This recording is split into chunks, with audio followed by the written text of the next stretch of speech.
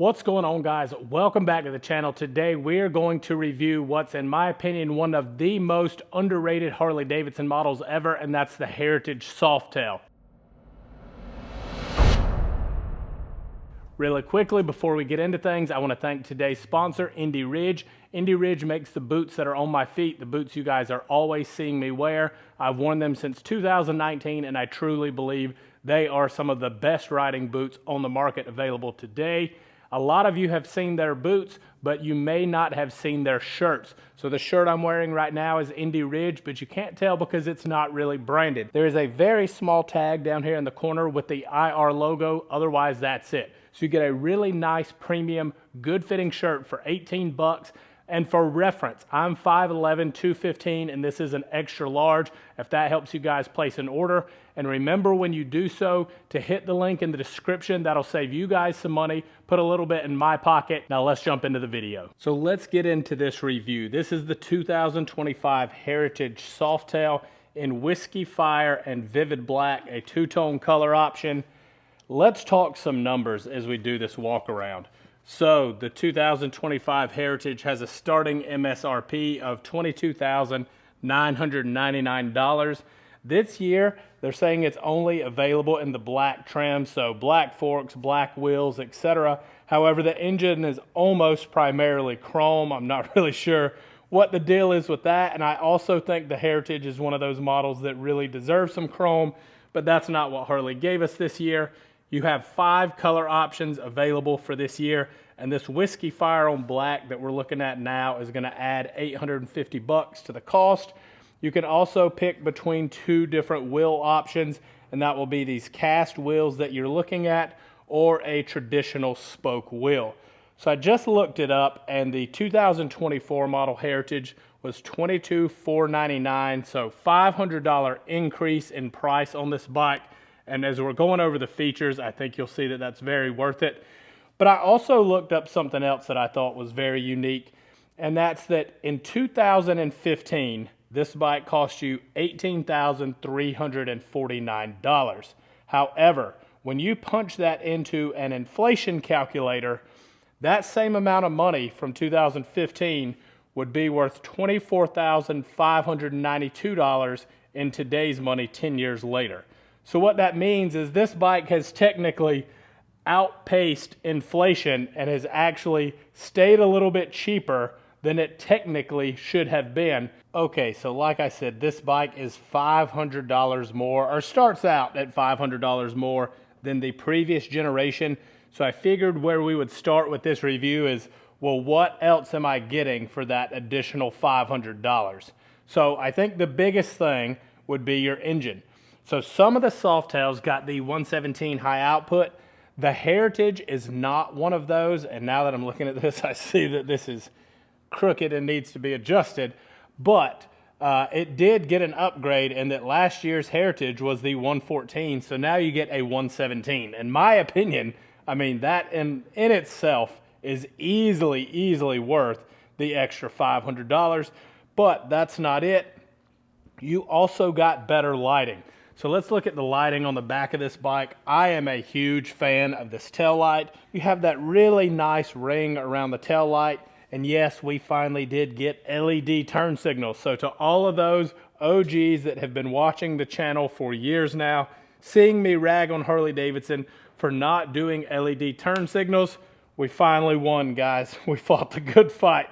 So on the front of this bike, let's check out the lighting. So you'll see those LED turn signals up front flashing at us. You also have an LED headlight as well as these LED passing lamps. And the Heritage model is just so nostalgic looking with all that lighting up front. That's how they used to do it back in the day. Because we have this thing here, I thought I would show you guys. This is an early 50s panhead, and here's the lighting on it. As you can see, compared to the Heritage, you can definitely see how the parallels were drawn. Interesting story on this bike really quickly. So Tim's Harley Davidson in Anderson, South Carolina, where I shoot all these videos, was started by Mr. Charlie Timms. This was one of his bikes. When he passed, they put it in here. They let a bunch of our really good customers come and sign this thing. So just a really cool piece of history. in this dealership. Here he is here. Straighten this up out of respect. Tim's was established in 1948, so it's South Carolina's oldest Harley dealership. If you guys are interested, maybe one day I'll just do a tour for all of those that live somewhere a little too far to travel to Tim's and kind of show you this dealership, because it really is truly something special. I don't just say that because of my relationship with them. I truly feel like this dealership is unique. I've been in probably 50 dealerships in my life, and this one is really special. So what else is new? Starting in 2025, the Softail models got ride mode. So what you're looking at there, that little S, signifies that we're in sport mode. I have a little toggle switch here. I press that, and now we're in rain mode. Press it again, you get a regular just riding road mode, and then back into sport mode, which is a really nice feature. So those are going to be your big upgrades. We'll talk about some differences between the 24 and 25 model, but those are your big upgrade options. So we'll move back around to the front of the bike and kind of treat this as a normal review. As I said, I love the lighting. I even like the windshield. It's not something I would typically rock. It's not my style.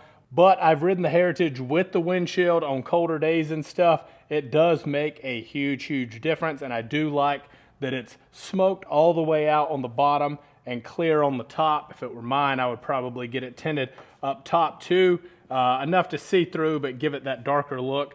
It's also quick detach. For those that aren't familiar, it rides on these rubber grommets here, and you can pop it out really easy. I'll show you guys that so we can look at the bike without the windshield as well. That's all there is to it, guys. Now the windshield is off, and it looks like a very different bike. Now, as I mentioned, since it comes in the black trim, you're going to get the blacked out forks, which I am a fan of. I'm a fan of these cast wheels over the spokes, although the spoke is more traditional. You'll see it is a single-sided brake. This is not that heavy of a motorcycle, so there's really no concern there with having the dual disc. Also, it leaves this side a little more open, so it looks a little cleaner on the wheel. For your handlebars, you're going to get what's called, or what I call, a mini ape hanger. I believe these to be roughly about a 10-inch. As you'll see, you have a very short riser here. It's also pretty easy to swap your bars on the Heritage. These are aftermarket grips that definitely do not come from the factory. While we're talking about bars, let's talk about your controls, because these have changed and will look different to a lot of people that haven't been checking out the newer model Harleys in a while. So your run, kill switch and start switch are all baked into one now. So you hit it once, turns the bike on, you hit it again, starts the bike. Cut the bike off here. You have your hazards, your traction control, right turn signal, and the mode button to switch through the ride modes. On the left side, you have cruise control. So yes, the Heritage does have cruise control.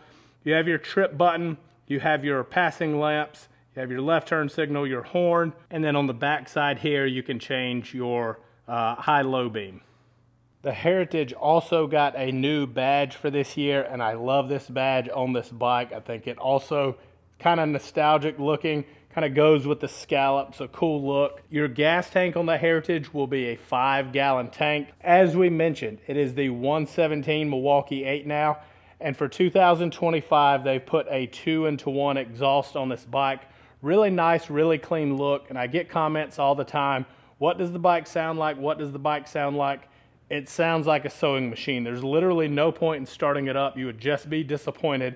A stock Harley, no matter which one it is in this showroom, and yes, they do keep their showroom clean. These are a bunch of used bikes that they pull in at night, but any stock Harley Davidson nowadays is just going to sound like nothing. Literally nothing. The EPA requires that they choke these things down so much, they're so restricted, it absolutely does not sound the way a Harley Davidson should sound. Now let's talk about controls, because out of the box, I think Heritage has a really good, comfortable setup. So as you'll see, you get these nice big platform floorboards with a big brake pedal. Your passenger, not so much. They're going to get the traditional Harley Davidson foot peg, easily changed, but you're going to have to cough up some money to do so.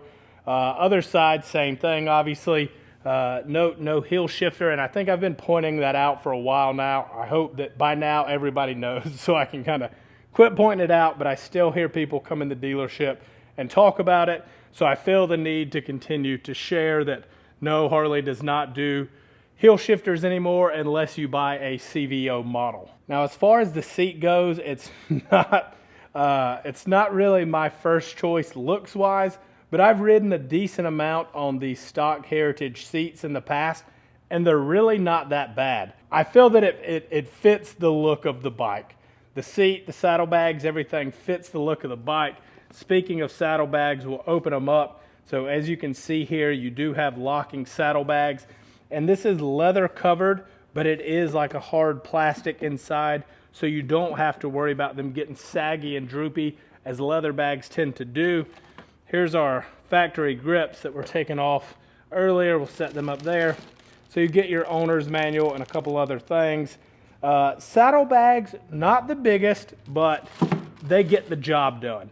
And that's one thing that I'd like to point out. In the intro, I said I think this is an underrated Harley Davidson model, and that's because if you just want to jump on a bike, this is a very easy bike to ride.